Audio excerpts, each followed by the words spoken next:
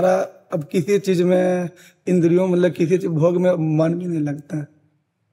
अरे बच्चा अभी ऐसा मत कहो, बड़े बड़े ऋषि मुनियों को माया ने परास्त कर दिया है बच्चा, अभी चुप रहो।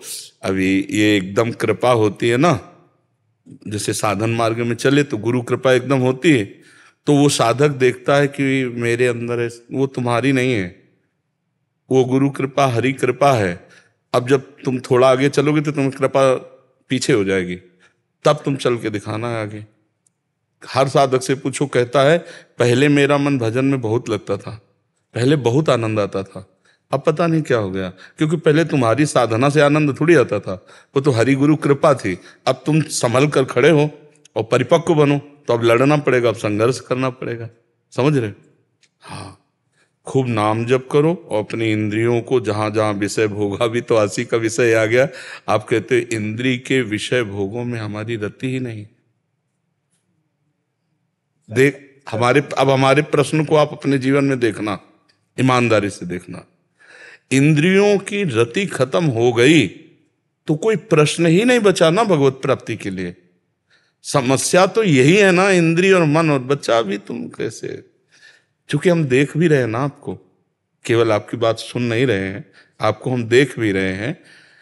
जब मनाखष्टानि इंद्रियाणि प्रकृति स्थान कर्षति, यह आकर्षण हटकर केवल कृष्णाकार हो गया, तो परमात्मा में जब मन और इंद्रिय हो गए, निर्विषय हो गए, तो कोई प्रश्न ही नहीं रहा ना, कोई प्रश्न ही नहीं रहा ना बच्चा।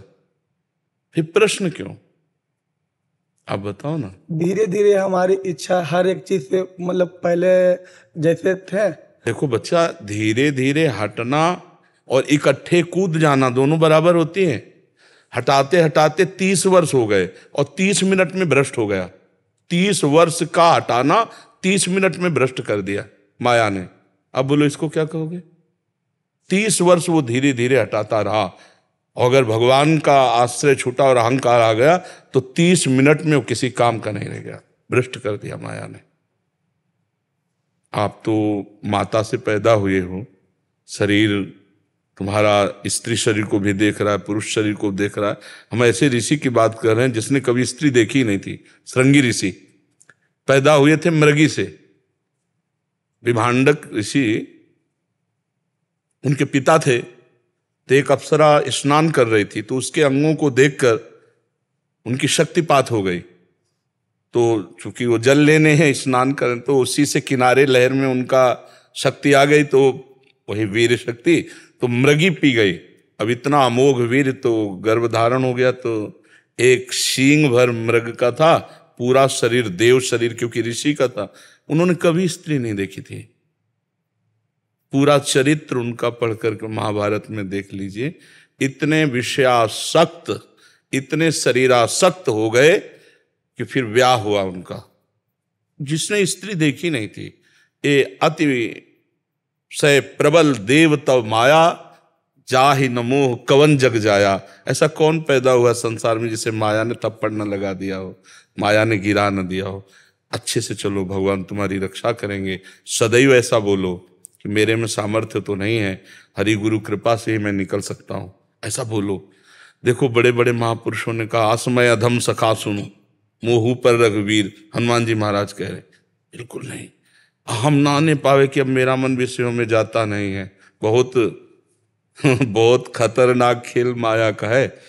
जो निर्विषय हो गए, नारद जी भगवान के अवतार हैं, वो भी आसक्त इतने हुए कि अगर उनको दुल्हन नहीं दी हरि ने, तो हरि को साप दे दिया, साप दे तो इसलिए बच्चा, हम तुम तो प्रकृति के आकर्षण में अभी हैं, और नारद जी तो प्रकृति पर विजय प्राप्त किए हुए महात्मा हैं। तो ऐसा बोला करो कि प्रयासरत हैं गुरुजनों की कृपा से। हाँ, प्रयासरत हैं, हमारा मन क्या विषयी ही है, इंद्रियां विषयी है, पर गुरुजनों की कृपा से प्रयासरत हैं, पार हो जाएंगे।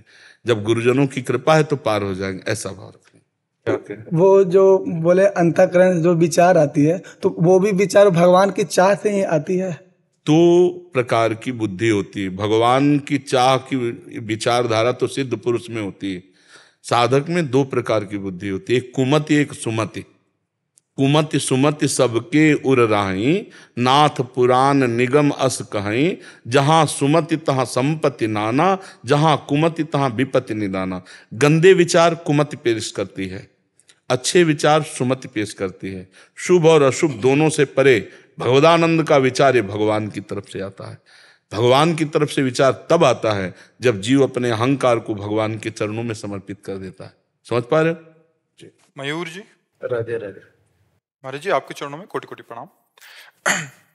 महाराज जी हम भगवान पंडरीनाथ जी के विग्रह की नित्य पूजा आराधना करते हैं। एक दिन रात में सपने में मुझे ऐसा दृश्य दिखा कि भगवान मुझसे दूर हो गए हैं, तो मैं जग गया और बहुत व्याकुल हो गया। उस दिन से मुझे बहुत भय लगता है कि हमारे भगवान हमसे दूर हो गए। नहीं, वो कभी कभी खिलवाड़ किया करते हैं, अपने जनों की प्रेम परीक्षा लिया करते हैं।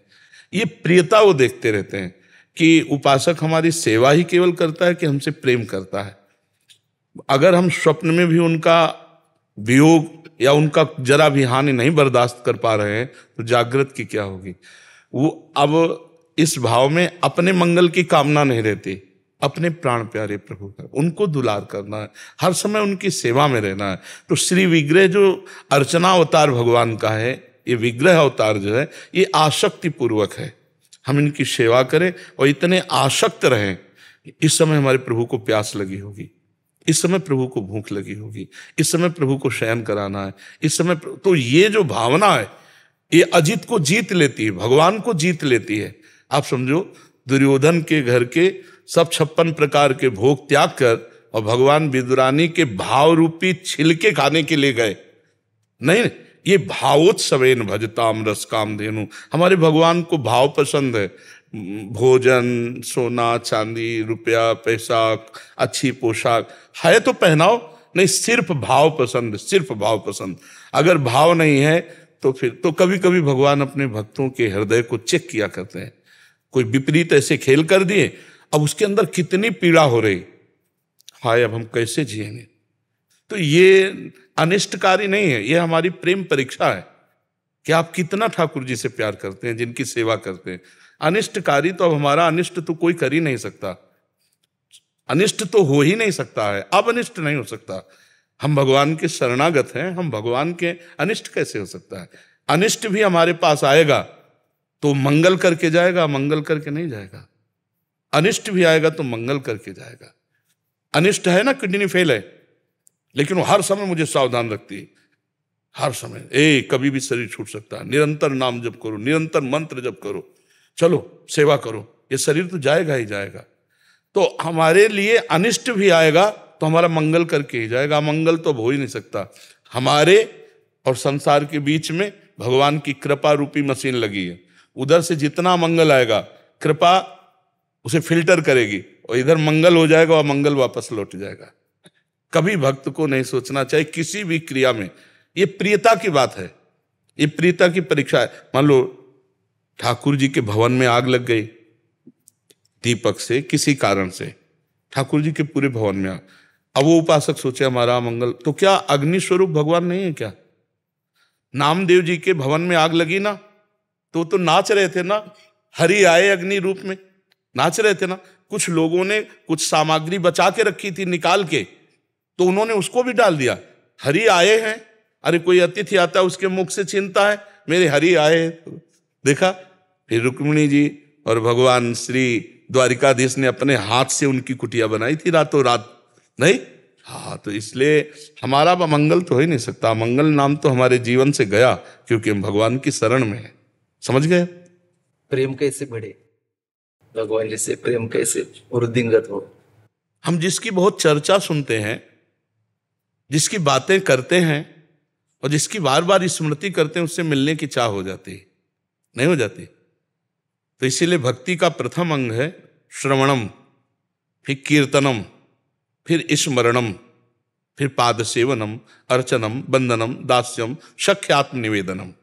तो सबसे पहला श्रवणम, हम अपने प्रभु की खूब चर्चा सुने। फिर कीर्तनम, खूब नाम कीर्तन करें, उनकी कथा कीर्तन करें।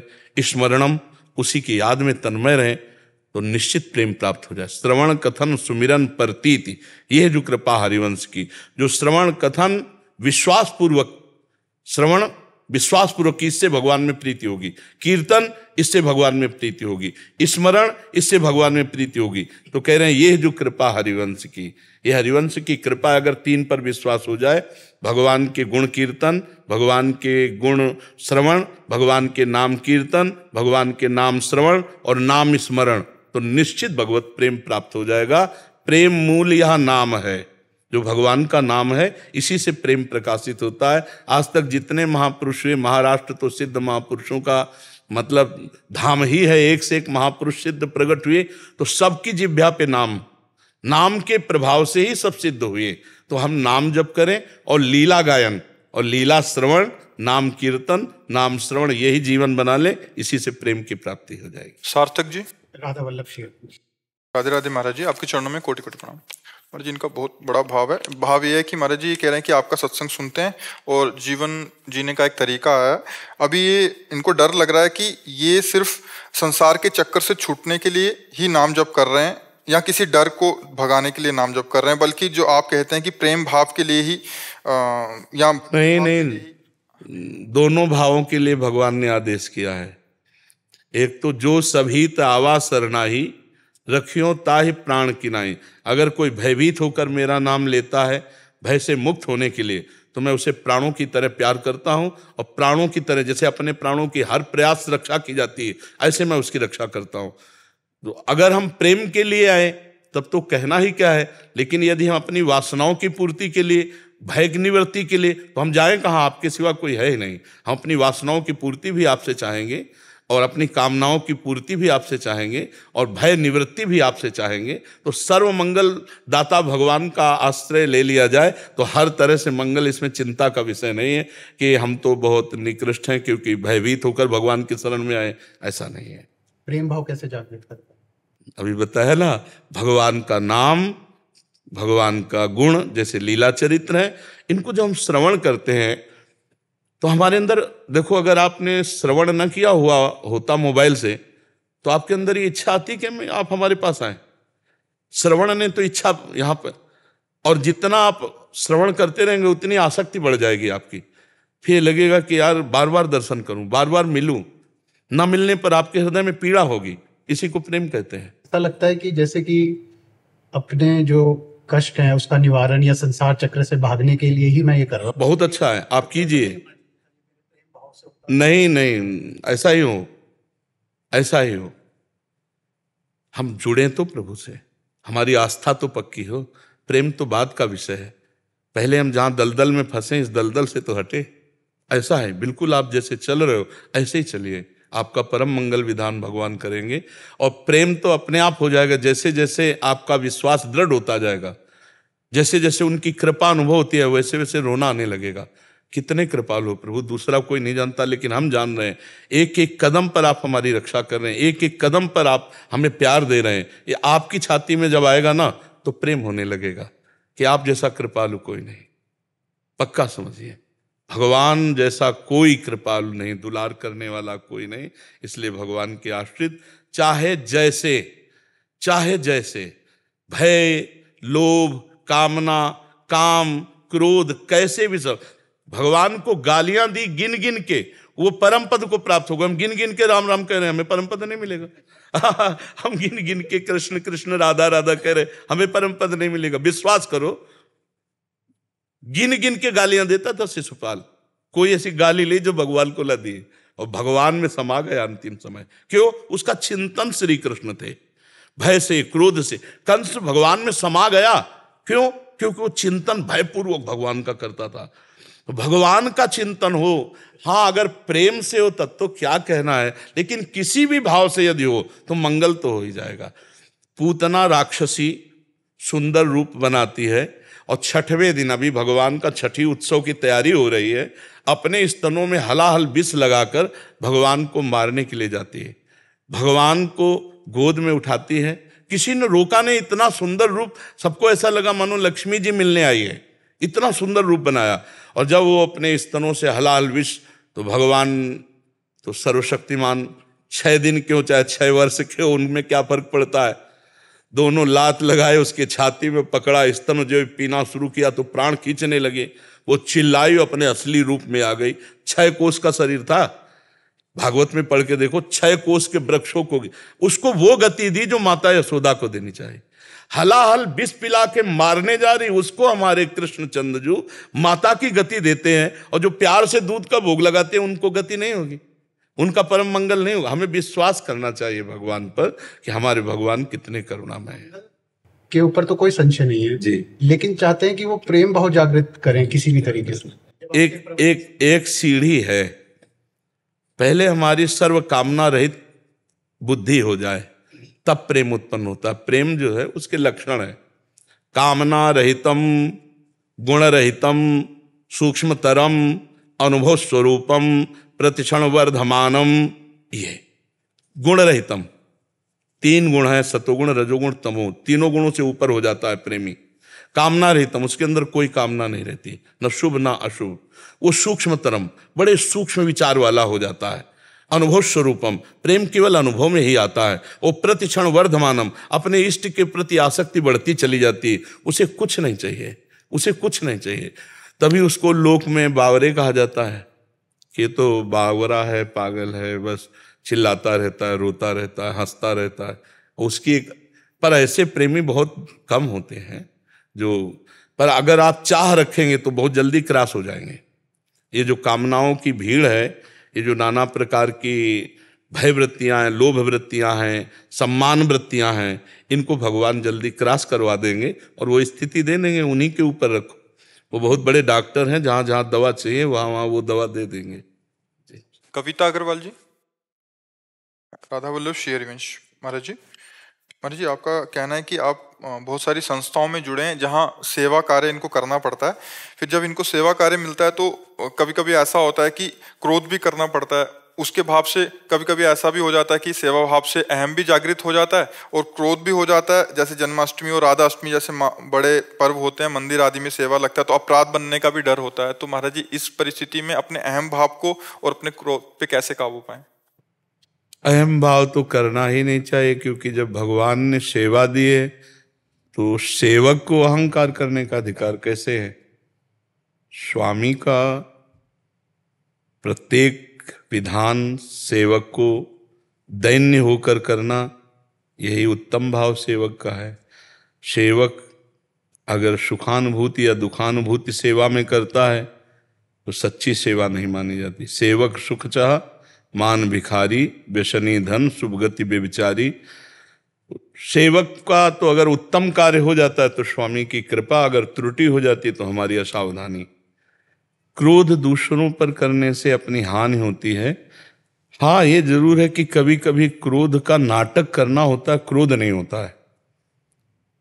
जैसे किसी से तीव्रता पूर्वक हमें कार्य कराना है, समय कम है, हमें उत्सव में सम्मिलित होने के लिए आए हुए लोगों का स्वागत करना है या किसी भी का, तो हम उस समय आवेश में ऐसे क्रोधावेश का दर्शन कराते हैं, आप शीघ्र कीजिए।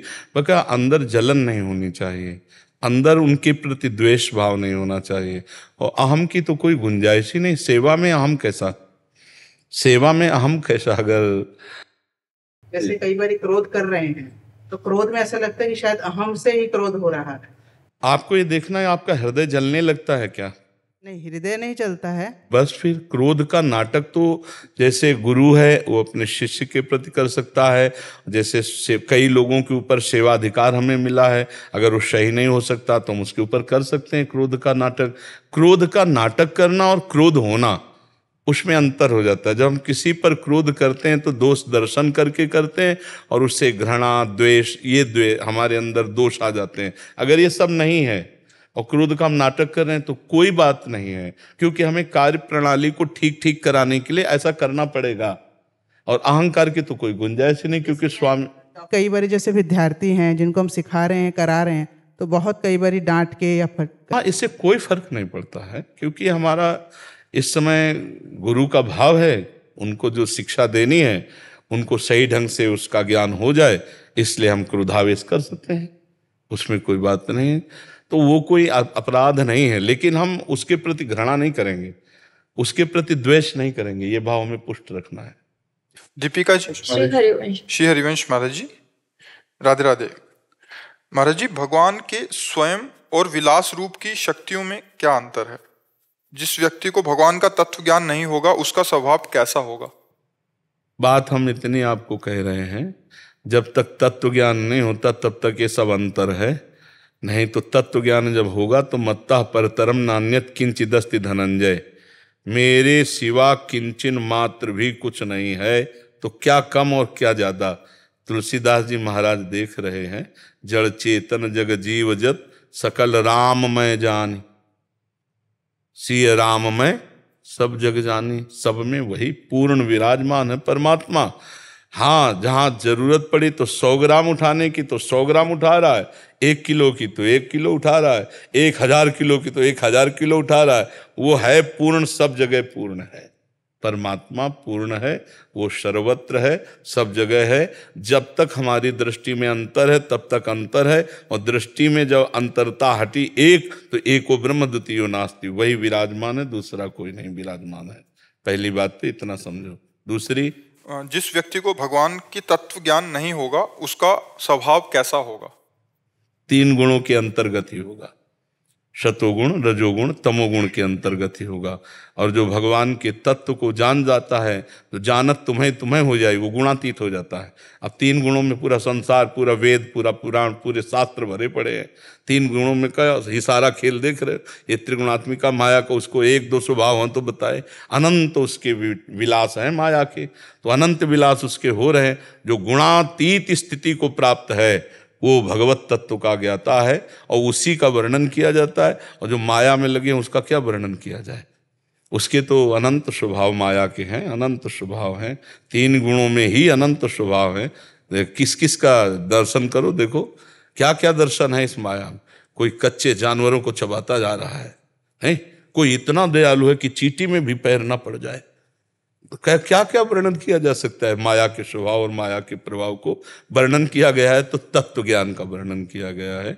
माया का तो यत्किंचित प्रभाव केवल दिखाया गया है। जो तत्व ज्ञानी नहीं हो 3 गुणों के अंतर्गत है, जो 3 गुणों के अंतर्गत है वो पूरी सृष्टि है इसी के अंतर्गत। जी। रीता जी दिल्ली से। राधे राधे महाराज जी। श्री हरिवंश भगवान महाराज जी, ठाकुर श्री रामकृष्ण जी महाराज और माँ शारदा जी की बड़ी कृपा है जिस कारण मैं नित्य नियम का निर्वाह करने की कोशिश करती हूँ। महाराज जी, यदि उस समय किसी दूसरे सत्संग में जाना पड़ जाए या वहां से लाभ उठा के अपनी साधना में उच्चतम गति प्राप्त करना चाहिए, पर महाराज जी इनके अंदर एक है कि अपना नित्य नियम बाधित होता है। नहीं, सब नित्य नियम की पूर्ति सत्संग से हो जाती है। पता नहीं कौन सा शब्द ऐसा आवे जो नियमावली से ऊपर नहीं उठा जा सकता, तो ऊपर स्थिति प्रदान कर दे। तात स्वर्ग अपवर्ग सुख धरी तुलाए कंग, तूलन ताय सकल मिल जो सुख लव सत्संग। पता नहीं भगवत प्रेमी महात्मा का कौन सा शब्द हमारे जीवन को अध्यात्म की कितनी ऊंचाई पर पहुंचा दे, जो हम संयम नियम करके भी नहीं पहुंच सकते। इसलिए जहां कहीं भी उत्तम संत महात्मा का सत्संग हो, उत्तम शब्द इसलिए कि केवल प्रवचन करता नहीं, जिसकी स्थिति हो, जो भगवान में चित्त जोड़े हो, जिनका लक्ष्य केवल भगवान हो, जो भगवानमय है, ऐसे संतों के सत्संग से आध्यात्मिक उन्नति होती, केवल प्रवचन करताओं से नहीं। जो सत्य वस्तु है, तो सत्य वस्तु में जो स्थित है वही उसका वर्णन कर सकता है। तो हमें तो लगता है कि जरूर सत्संग सुनना चाहिए। इनका भाव एक ऐसा भी था कि तुलसीदास जी भी कहते हैं, महाराज जी कहते हैं कि बने तो रघुवर ते बने या बिगड़े तो बुरे। तो सत्संग किसका होता है? माया का होता है क्या? रघुवर का नहीं होता क्या? सत्संग माया का होता है क्या? जैसे कोई जिस संप्रदाय का या जिस भावना से पुष्ट महात्मा, जब भगवान सत्य से जुड़ा हुआ महात्मा बोलेगा तो संप्रदाय की सीमा में बंधा नहीं होता। जो भगवत प्राप्त महात्मा होता है वो संप्रदाय की सीमा में बंधा नहीं होता। उससे सबको लाभ होगा, उससे सबका मंगल होगा। पर ये छोटी छोटी मेड़ों में अपने लड़ाई झगड़ा, इससे लाभ नहीं होता। ये सब अलग बात है। जो तत्वज्ञानी महात्मा है उसका किसी का मंगल नहीं होना, वो हर संप्रदाय का है। आप किसी सिद्ध महापुरुष की बात उठा के देखो और किसी संप्रदाय का कोई उसे काट सके तो हमें बताओ। तो जो भगवत प्राप्त महात्मा है, हम वही कह रहे हैं, जो सत्य से जुड़ा हुआ महात्मा है, उसके वचन सुनने से मंगल ही होता है। उसमें हमारे इष्ट या हमारी आराधना में कोई फर्क नहीं पड़ेगा जब हम उसके सुनेंगे, अन्य नहीं। इसीलिए हमने पहले कहा प्रवचन करता नहीं, जो संत भगवान में जुड़ा हुआ है। अब जैसे वो राम जी की महिमा गा रहा है, और हमारी स्थिति है श्याम जी में, तो हम हर बात राम जी के श्याम जी में जोड़ते चले जा रहे हैं, कोई परेशानी नहीं है उसमें। कौशल किशोर ठाकुर जी। जी ऐसे ऐसे राधे महाराज जी राधे राधे। महाराज जी, मैं वर्तमान में पूज्यपाद ब्रह्मलीन संत स्वामी श्री शरणानंद जी मानव सेवा संघ की वाणी का अध्यापन करता हूँ। आपके प्रवचन भी स्वामी जी की भांति मानव दर्शन एवं जीवन विज्ञान पर आधारित हैं। जब आपको सुनता हूँ तो लगता है कि मानव सेवा संघ की ही वाणी सुन रहा हूँ। महाराज जी, आपकी वाणी से बहुत लाभ हुआ है, ऐसा इनका। हाँ, इन्हीं महापुरुषों की जूठन बोलते हैं, अपनी तो कुछ वाणी है नहीं। जो संतों के चरणों में बैठकर आराधना हुई और वही जो अंदर से बुलवाते हैं वही बोलते हैं। कोई पढ़ लिख करके किसी विषय पर बोलना, और एक होता है उसी विषय में घुस करके उसका आनंद लेकर उसमें बोलना।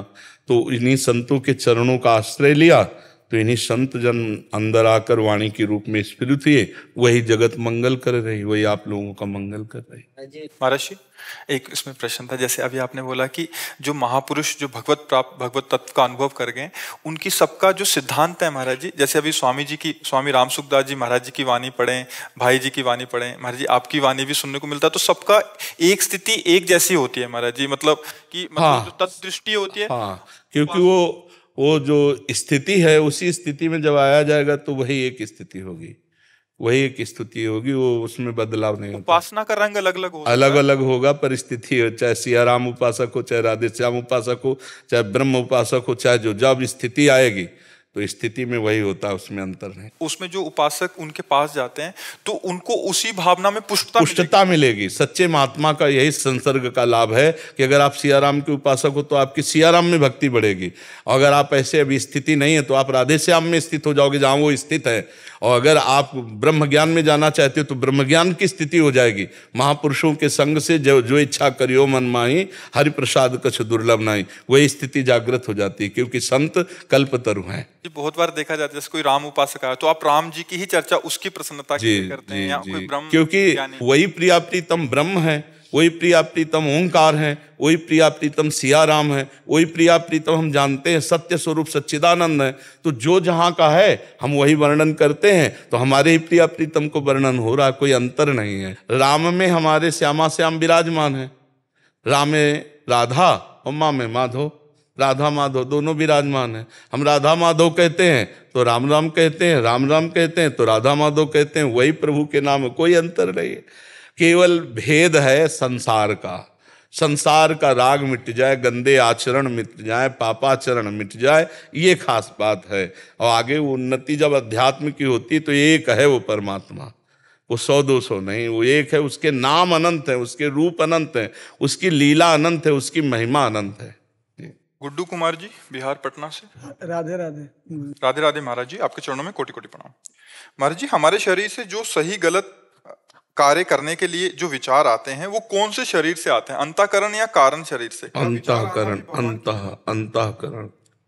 विचार करने की सामर्थ्य बुद्धि में है, जो विचार क्रिया में उतरता है वो संकल्प मन में है, और जो क्रिया करने का अहंकार है वो अहम में है कि मैं करता हूँ, और जो उस क्रिया का चिंतन होता है वो चित्त में। चारों एक साथ कार्यरत रहते हैं, मन बुद्धि चित्त अहंकार, ये अंतःकरण चतुष्टय 4 कहा गया है पर एक ही है। निश्चय करने के कारण विचार का, बुद्धि क्रिया में उतारने का संकल्प, क्रिया का चिंतन चित्त, और क्रिया स्वीकृति अहंकार, ये चारों बातें अंतःकरण में होती हैं। और अंतःकरण में जिसके नाम चलता होता है उसका विचार शुद्ध होता है, नहीं तो बुद्धि अशुद्ध विचार करती रहती है, वो कभी शुद्ध विचार नहीं कर सकती। समझ पा रहे हो आप? जी महाराज जी, इनका एक और प्रश्न है कि महाराज जी, जितनी आप सत्संग करते हैं, श्री जी एवं गुरु के प्रति अनन्य आश्रित प्रेम भावना बात भी होती है, उसमें उतना हमसे अभी बन नहीं पा रहा, जबकि आपका दिया हुआ राधा नाम निरंतर जप करने का क्योंकि अभी आपका लक्ष्य नहीं बना है। एक क्षण भी हम पीड़ा में नहीं रहते, भयंकर पीड़ा है शरीर में। क्यों? क्योंकि हमारा लक्ष्य प्रभु है, तो कोई भी हमें परास्त नहीं कर सकता। तुम्हारा तो स्वस्थ शरीर है, आनंद पूर्वक प्रभु में स्थिति करने के लिए लक्ष्य दृढ़ नहीं हुआ, फिर बात। हमारा लक्ष्य दृढ़ है महाराज। अभी दृढ़ नहीं हुआ ना, आपने माना है दृढ़ हो जाएगा तो उसकी पहचान है। नहीं खान पान ते भावे है, नहीं कोमल वसन सुहावे है, सब विषय लगे ते खारा है, हरि आशिक का मग न्यारा है। हरि का जो आशिक है वो तो ब्रह्मादिक के भोग सब विषम लागत ताहि, नारायण ब्रजचंद की लगन लगी है जाए। जिसको ब्रजचंद श्री हरि की लगन लग गई उसको ब्रह्मादिक के भोग विष के समान लगते हैं। यहाँ तो सांसारिक भोगों में गिर जाओगे बच्चा, गिरे हुए हो। हम सब सांसारिक भोगों में गिरे हुए हैं। ब्रह्मलोक तक के भोग उसे अच्छे नहीं लगते जिसको श्री हरि से प्रेम होने लगता है, श्री हरि लक्ष्य हो जाते हैं जिसका। और ये 5 बातें उसके जीवन में नहीं होती जिसको लक्ष्य भगवान बन जाते हैं। नारायण हरि भजन में ये 5 अनुस्वाद, विषय भोग, निद्रा, हंसी, जगत प्रीति और बहुबात, ये खत्म हो जाते हैं। भगवान से प्रेम करना बहुत दुर्लभ है, क्योंकि पहले तो हमारा ये काम होना कि इस देह से और देह के संबंधियों से सबकी ममता ताग बटोरी और मम पद मनहि बांध पर डोरी। सबकी ममता बटोर कर भगवान के चरणों में, एकमात्र भगवान, तब बात बनती है। अभी तो हम जैसे हाथ पे हाथ रखे बैठे हैं और चाह कर रहे हैं कि खेती हमारी बहुत अच्छी उदय और उसमें हम बहुत अन्न प्राप्त करें, तो फिर हमको हाथ से हाथ हटाकर मेहनत करनी होगी, हमको कर्तव्यशील होना पड़ेगा। ऐसे ही अपनी इंद्रियों को विषयों से हटाकर, मन को भोगों से हटाकर प्रभु में लगाना होगा और लक्ष्य दृढ़ रखना है। चाहे दुख आवे चाहे सुख, वीर तुम बढ़े चलो, धीर तुम बढ़े चलो।